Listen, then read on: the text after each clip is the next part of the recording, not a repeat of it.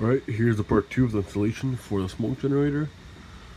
So it connects to your throttle cable with the Y harness. It goes down and around into your servo box right here. Right there. This is your 3S balancing plug that connects to a 2S, actually 7.4 volt battery. Goes down. I don't have a Lipo, so I just use a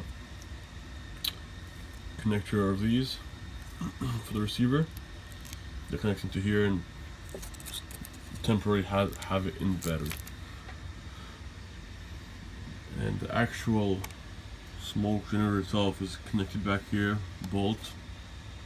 There's a tubing. I added some tubing down here. This is some electrical tape which needs to be covered even more. There's the pipe. Comes around into the back hole right here. As you can see that's where it is. It comes up.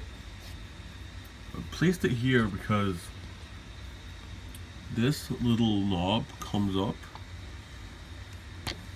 that's where you fill it up. So when it's empty, it won't go out any smoke, and it's easier than flipping the truck over or on the side or all that problems. Just keep it simple like that and dump it in and good to go, right? So let's turn it on, let's test it out.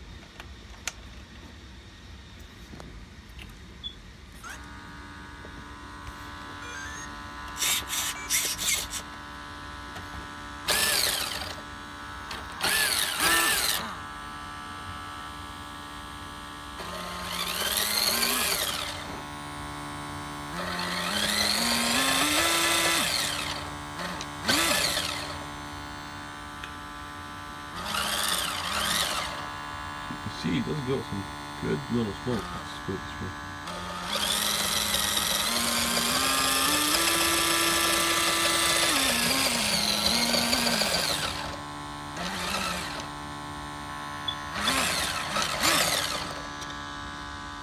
Alright.